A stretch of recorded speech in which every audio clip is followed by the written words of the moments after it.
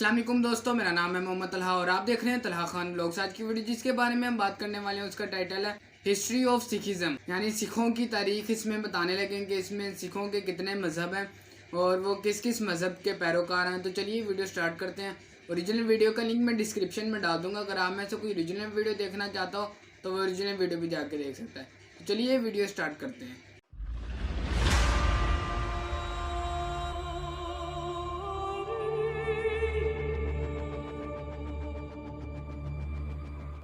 السلام علیکم دوستو۔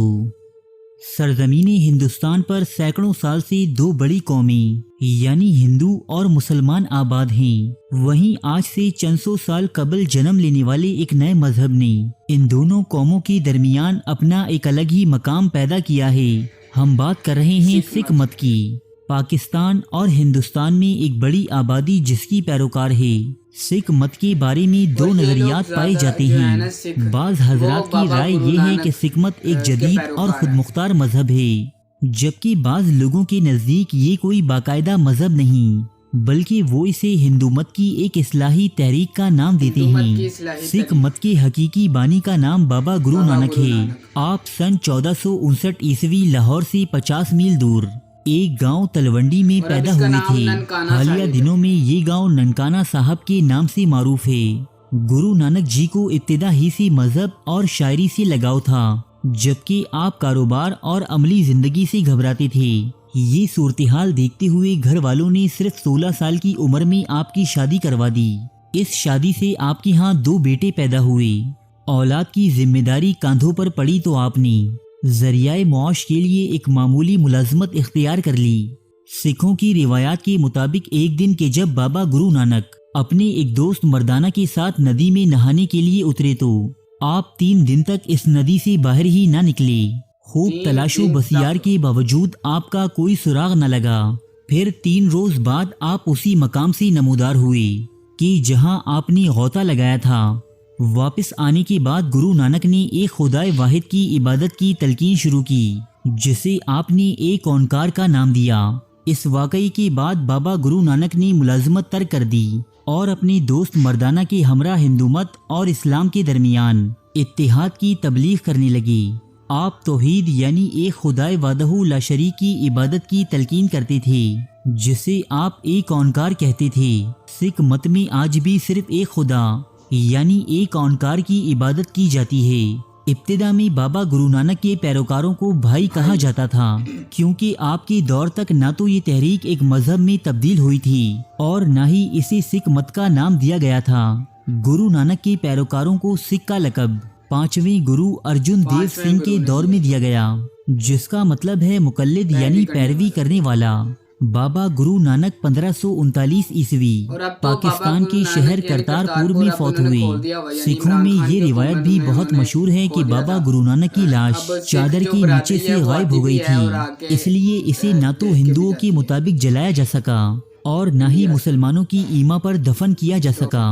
بابا گرو نانک کو سکھ مت کی بانی اور اس کے پہلے گرو کا درجہ حاصل ہے۔ گرو نانک کے علاوہ سکھ مت میں مزید 9 گرو پیدا ہوئے، جنہوں نے اس مذہب کو وہ صورت دی کہ جس میں آج یہ موجود ہے۔ گرو نانک کی وفات کے بعد اس تحریک کی قیادت گرو انگد نامی ایک شخص نے سنبھالی، جس نے سکھوں کا اپنا الگ رسم الخط ایجاد کیا۔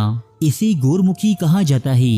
اس کے بعد تیسرے گرو امر داس نے سکھوں کو 22 حلقوں میں تقسیم کیا۔ چوتھے گرو رام داس نے سکھوں کی شادی اور مرنے کی رسومات ہندو مت سے الگ متعین کی اور بادشاہ اکبر سے ایک قدرتی چشمہ حاصل کر کے ایک نئے شہر کی بنیاد رکھی۔ آج یہ شہر امرتسر کہلاتا ہے۔ 5ویں گرو ارجن دیو سنگھ نے سکھ مت کی مقدس کتاب گرو گرنتھ صاحب تیار کی۔ اسی گرو کے دور میں سکھوں میں امن پسندی کی جگہ جنگ و جدل کا رجحان پیدا ہوا اور اسی وجہ سے گرو ارجن دیو کا ٹکراؤ مغل بادشاہ جہانگیر سے ہوا اور اسی کے حکم پر سکھوں کے 5ویں گرو کو قتل کر دیا گیا۔ سکھوں کے 9ویں گرو تیغ بہادر تھے۔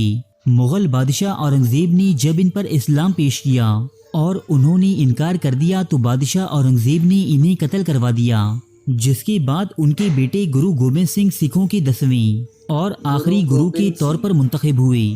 گرو گوبند سنگھ نے ہی سکھ مردوں کے لیے اپنے نام میں سنگھ یعنی شیر اور عورتوں کے لیے کور यानी शहजादी का इजाफा करने का हुक्म दिया। इसके अलावा आपने सिख मत के मानने वालों को अपनी केश यानी बाल बढ़ाने, कंगा, कच्चा, कड़ा और किरपान यानी तलवार हमेशा अपने पास रखने का हुक्म दिया। गुरु गोबिंद सिंह ने ही अपनी मौत से कबल ये तय कर दिया था कि अब आइंदा कोई आदमी सिखों का गुरु मुंतखब नहीं होगा, बल्कि इनकी किताब ग्रंथ साहब ही इनके लिए हमेशा गुरु का काम अंजाम देगी। लिहाजा गुरु गोबिंद सिंह के दौर में ही सिख मत अपनी मुकम्मल साख्त इख्तियार कर चुका था। आज यानी मौजूदा दौर में दुनिया की दीगर मज़ाहिब की तरह सिख मत में भी बहुत से फ़िरके पैदा हो चुके हैं। तो आइए आपको सिख मत के इन फ़िरकों के नाम और अकाइद से भी वाकिफ करवाते चलें। उदासी दोस्तों, ये सिख मत के सबसे अव्वलीन फ़िरकों में से एक है। जैसा कि नाम से ही जाहिर है कि उदासी फ़िरके से ताल्लुक़ रखने वाले सिख रहबानियत पसंद और तारिकुद दुनिया होते हैं। ये लोग अपने इर्द गिर्द की दुनिया से बेखबर, मुराकबा और दीगर रूहानी मशकों में मशगूल रहते हैं। सिख मत के इस फ़िरके की इब्तिदा बाबा गुरु नानक के बड़े बेटे श्री चंद ने की थी, जो बाकायदा एक सिख गुरु तो न थे, लेकिन सिख मत में इन्हें इंतहाई अकीदत व एहतराम हासिल है। नानक पंथी दोस्तों, सिखों का ये गिरोह ना तो अपने बाल बढ़ाता है और ना ही दाढ़ी, बल्कि ये लोग इंतहाई अमन पसंद और सेक्युलर किस्म के लोग होते हैं। नानक पंथी उन सिखों को कहा जाता है कि जो बाबा गुरु नानक जी की इब्तिदाई तालीमात के पैरोकार हैं और बाद में आने वाले सिख गुरुओं के बनाए हुए कवानीन को तस्लीम नहीं करते। इसलिए ये लोग सिख मत और हिंदू मत के दरमियान खींची गई लकीर पर रहते हैं। पाकिस्तान के सूबे सिंध में नानकपंथी अफराद की एक बड़ी तादाद आबाद है। नामधारी सिखों का वो फ़िरका है जो इस बात पर यकीन रखता है कि सिख गुरुओं का सिलसिला 10वें गुरु गोबिंद सिंह के बाद भी जारी व सारी है। नामधारियों को कुक्का सिख भी कहा जाता है। ये लोग किसी और मजहबी इबादत या रस्म पर यकीन नहीं रखते सिवाय खुदा के नाम का विर्द करने की, और इसीलिए इन्हें नामधारी कहा जाता है। ये सिखों की मुकद्दस किताब गुरु ग्रंथ साहब को मानते हैं और इनकी इबादतगाहों को धर्मशाला कहा जाता है। ये लोग सब्जियां खाते हैं और गोश्त से सख्त परहेज करते हैं।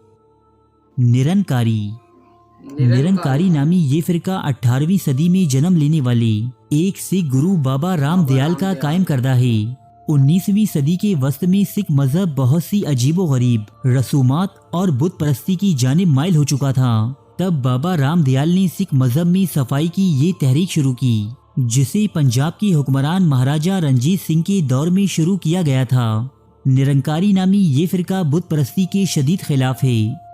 निर्मल दोस्तों, निर्मल नामी ये फ़िरका ऐसे सिखों पर मुश्तमिल है जो हिंदू सन्यासियों से बहुत ज़्यादा मुशाबिहत रखते हैं। ये लोग तारिकुद दुनिया होने के साथ साथ हिंदू जोगियों की मानंद भगवा रंग का लिबास पहनते हैं, कुंभ के मेले में शिरकत करते हैं। इसके अलावा हिंदू मत की कई दूसरी रसूमात पर भी अमल करते हैं। इस फ़िरके की इब्तिदा के बारे में मुख्तलिफ आरा पाई जाती हैं, जिनमें सबसे मकबूल ये है कि सिखों के 10वें गुरु गोबिंद सिंह ने अपनी जमात के 5 अफराद को संस्कृत और वैद की तालीमात हासिल करने के लिए बनारस रवाना किया था। ये फ़िरका उन्हीं 5 अफराद के पैरोकारों पर मुश्तमिल है।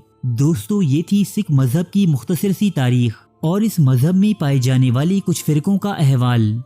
सिख मत में और भी कई फ़िरके मौजूद हैं, लेकिन इन तमाम को एक ही वीडियो में बयान कर देना खासा मुश्किल है। इसलिए हमने आपकी मालूमात के लिए चंद बड़े और मशहूर फ़िरकों का ही इंतखाब किया है। उम्मीद है कि आपको वीडियो पसंद आई होगी। आपको वीडियो देखने से बहुत ज़्यादा इन्फॉर्मेशन भी मिली होगी, मुझे भी बहुत ज़्यादा इन्फॉर्मेशन मिली है। तो चलिए वीडियो को ख़त्म करते हैं और आखिर पे मैं यही कहना चाहूँगा कि इस्लाम से बड़ा मज़हब को और कोई भी नहीं है। यानी इस्लाम में जो आपको रहने सहने के तरीके समझाए गए हैं वो किसी मज़हब में नहीं सिखाए गए, और जो उसके आदाब हैं, हर चीज़ के जितने आदाब हैं वो सारे इस्लाम में सिखाए गए हैं। तो इसी वीडियो के साथ मैं एंड करूँगा। उम्मीद है कि आपको वीडियो पसंद आई होगी। अगर आपको वीडियो पसंद आई है तो चैनल को सब्सक्राइब और वीडियो को लाइक करना मत भूलिएगा। मिलते हैं किसी और वीडियो के साथ, तब तक के लिए अल्लाह निगहबान।